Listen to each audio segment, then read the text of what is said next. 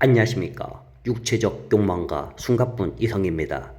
최근에 원화가 약간 강세죠. 그동안이야 원화 약세 때문에 해외에서 사업하시는 분들, 해외에서 살고 계시는 분들이 참 많이 힘들었잖아요. 근데 요즘에 조금 원화가 강세로 좀 그나마 좀 다행이다. 이게 조금 더 이렇게 강세가 좀 더 돼가지고 우리 해외에서 사시는 분들 또 여행하시는 분들이 좀 기쁘게, 좀 편안하게, 좀 먹고 싶은 것도 마음대로 먹을 수 있게끔 그랬으면 좋겠습니다. 자, 이제 곧 필리핀에 들어가시는 분이 두 분이 계세요. 자, 그래서, 오늘 여러분하고 함께 나누고자 하는 이야기는 좀 다소 무게감이 좀 있어요. 필리핀으로의 이주, 사업, 또 장기 체류, 혹은 유학을 고민하고 계시는 분들에게 어쩌면 반드시 필요한 진짜 현지 이야기입니다. 보통 저희가 필리핀 하면 어떤 풍경이 먼저 떠오르시나요? 탁 트인 푸른 바다, 휴양지의 여유로움, 비교적 저렴한 물가, 따뜻한 날씨, 그리고 친절한 현지 사람들일 것입니다. 맞죠? 실제로 필리핀은 수많은 한국인에게 새로운 기회의 땅이자 인생의 이막을 열어주는 정말 매력적인 공간이지요. 성공적으로 진짜 자리를 잡고 은퇴 후에 유유자적한 삶을 누리거나 또는 필리핀에서 사업을 크게 키워서 성공한 교민들도 꽤 있고요. 자, 하지만 세상의 모든 곳에는 빛이 있으면 그림자도 존재하듯 필리핀 역시 예외가 아니지요. 많은 분들이 가서 식당이나 하러 차려볼까? 아니면 소자본으로 사업해서 편하게 살아볼까? 라는 이 가벼운 마음으로 떠나는 분들이 있어요. 하지만 또 안타깝게도 필리핀에 거주하는 모든 한국인이 또 행복한 것은 아니다. 현재 필리핀 마닐라의 길거리 앙일레스 세부의 그 어두운 골목에는 하루하루로 노숙으로 지내는 우리 한국인들이 꽤 많이 존재합니다.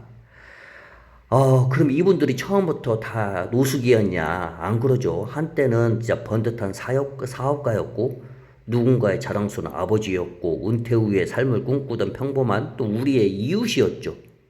자, 어쩌다가, 오늘 이 자리에서는 그들이 어쩌다가 고국으로 돌아가지도 못한 채 극심한 경제적, 법적 고립 상태에 빠지게 되었는지 좀 이야기를 좀 해보려고 해요.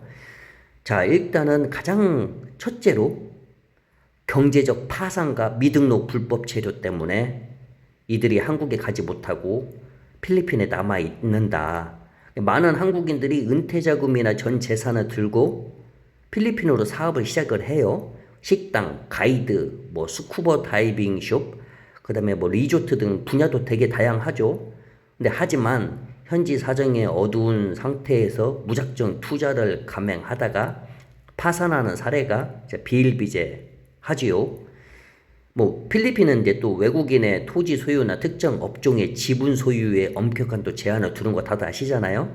그래서 보통 한국인들이 모든 한국이 그런 건 아니지만 일부 한국인들이 현지인 명의를 빌려가지고 사업을 진행하는 경우가 되게 많잖아요.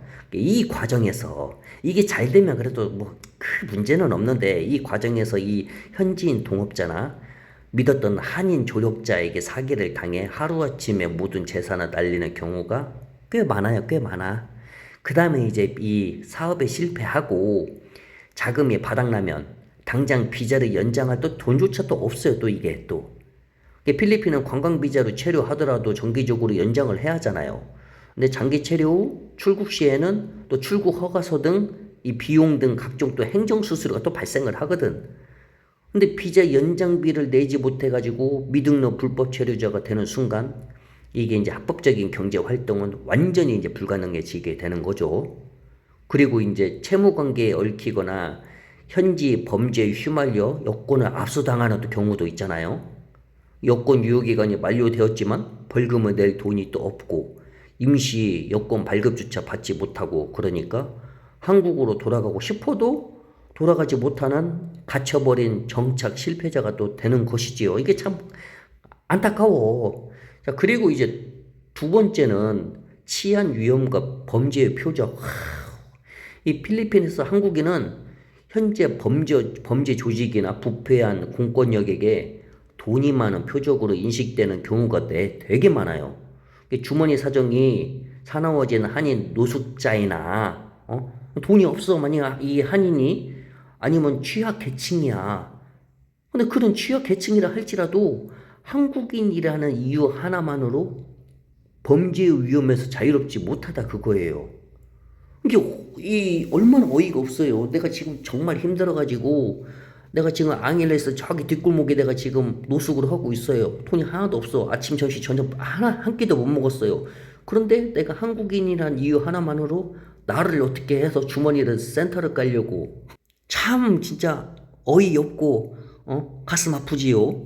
자, 그리고 이 셋업 범죄.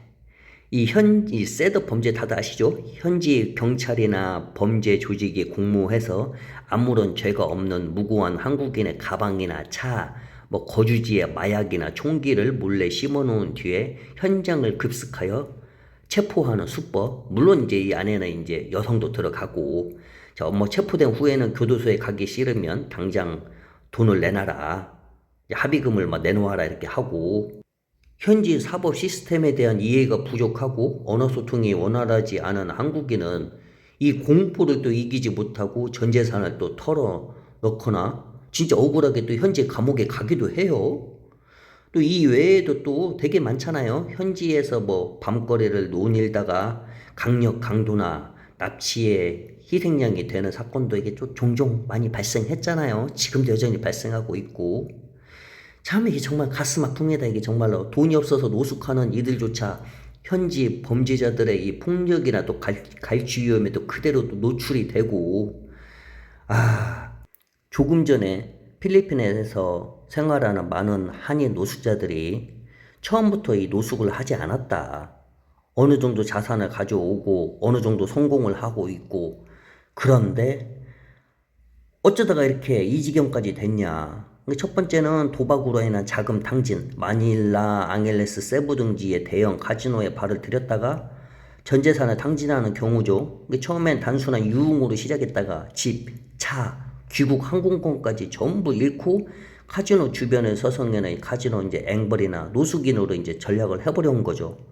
두 번째 이제 여기 조금 이제 나쁜 사람들, 한국에서 사기, 마약, 금융 범죄 등을 저지르고 필리핀으로 이제 도주하는 경우죠. 초기에는 훔친 돈이나 도피 자금으로 호의호식하지만 시간이 지나서 자금이 바닥나고 인터폴 수배가 떨어지면 신분을 숨긴 채 최하층 노숙 생활을 하게 되지요. 물론 도움의 손길도 있어요. 현지 주 필리핀 대사관, 한인회, 한인교회 및 봉사단체에서는 또 이들 노숙하시는 분들에게 임시 숙소를 제공하고 급식을 지원하고 간혹 모금을 통해서 귀국 항공편을 마련해 주기도 해요. 수십 년간 노숙 생활을 하던 동포가 한인의 극적인 도움으로 고국의 품으로 돌아간 안타깝고도 다행스러운 사례도 분명 존재합니다. 자, 오늘 제가 전해드린 이 이야기들은 필리핀은 위험하니까 절대로 가지 마라 이런 말이 아니에요. 필리핀은 여전히 정말 매력적인 기회의 땅이다.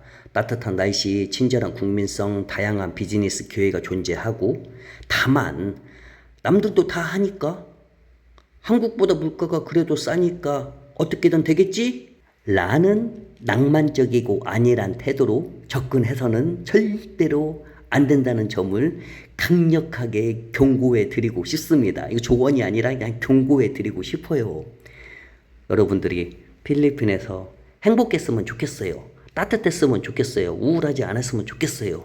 그러니까 꼭 기억하고 또 기억하고 즐거운 필리핀 삶이 되었으면 좋겠습니다.